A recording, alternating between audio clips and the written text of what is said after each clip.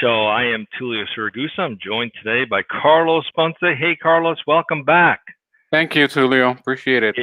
It's another chock full week. Let's get it. Let's get started. So we're going to recap last week's show. We had two shows last week, and we're going to try to do it in 10 minutes, within 10 minutes, folks. So if you have a question or a comment, just post it wherever you're watching us. We are streaming live on multiple platforms. And wherever you are, just make a comment if you want to make a comment or post your thoughts. But we're going to cover two shows from last week. We had Reggie Yativ with Agora. We were talking about real-time engagement and how we can use that to connect across borders. And we spoke with Enrico Palmerino about the accounting alphabet. A is for artificial intelligence. I liked both conversations quite a bit. I was intrigued by Reggie's technology. They're a publicly traded company, pretty sizable software company.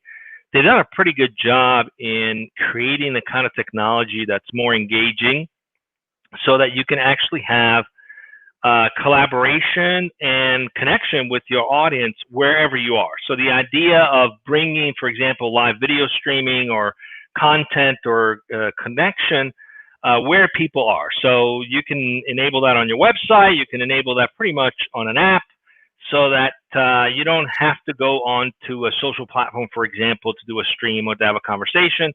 And it's being used very effectively, even in things like e-commerce, where, you know, I could post a question and someone could connect with me right in the moment. Someone else, another consumer that might be online that wants to share their story or how the product works. So I thought that was very compelling to basically create the similar environment you would experience going to your local brick and mortar store, right? You walk in, you walk around, and you talk to people, and you get their opinion, you know, and someone says, oh, I bought that product, I loved it, and you ask, why did you love it? So being able to have that spontaneous kind of connection and conversation is so critical that's often lacking in the digital landscape. And they've created a technology that removes that barrier, that lack, and enables companies to do that with consumers effectively. What did you think, Carlos, about that conversation? Well, in particular, you know, to be completely honest, as you could probably imagine, the whole concept that you just described, I was like number one spectator at that particular interview that we had. Especially because of the reach and the scope of everything that Agora does, I'm still like mesmerized. I mean, I didn't even know that such a platform existed, to be honest. So I'm still trying to digest what goes on behind the scenes with Agora, trying to, you know, grasp the full concept as an end user, so to speak. Okay, so but the concept of going beyond borders, which is, I mean, the internet already does that. So my question was like, what is the role of a tech platform such as Agora to amplify everything that goes on beyond the scenes so that we can, as you say, experience the similar to brick and mortar type of scenario? So I'm kind of intrigued by that, Tulio. So I'm still like, wow, you know what? You know, can you explain it to me with, you know, with clay and with some clay animation type of thing? Yeah, it's like, you know, Carlos, it's interesting. That advanced.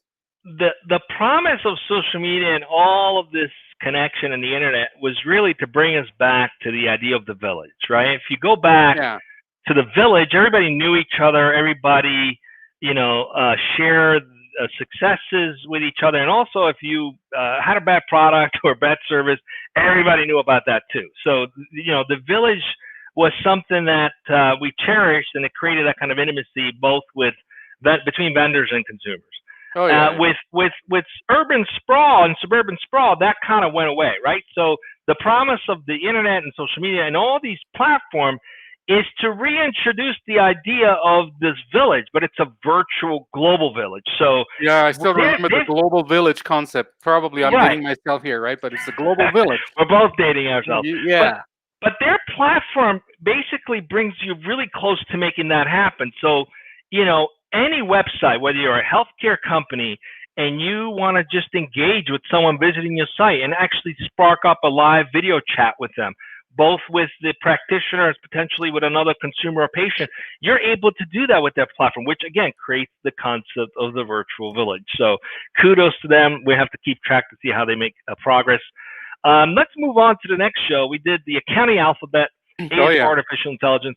I found that interesting, speaking with Enrico, for a couple of reasons. You know, I think not a lot of people are going into accounting. It used to be like you went into accounting because it was a safe bet. Everybody needs an accountant, and there was always a job for an accountant, right? And you go and look at some of the big consulting firms from New York. At least you know, I grew up in New York, and the accounting space was pretty big. It still is pretty big. And I ended up going to one of the big fours. And although I wasn't an accountant, definitely saw a lot of accountants working, doing due diligence and audits and bookkeeping and things of that sort, right? So a lot of that was done manual. Now, with technology, that could be automated. And with digital receipts, a lot of that can be automated, which basically removes a lot of the mundane processes and the need for lots and lots of people doing that manual work. But it empowers accountants to actually use their incredibly smart, intelligent, and analytical minds into something that's more of strategic value, like coming up with new ideas or finding some quantitative solutions to big problems in an organization. So the technology is really about empowering and enabling, not removing and replacing.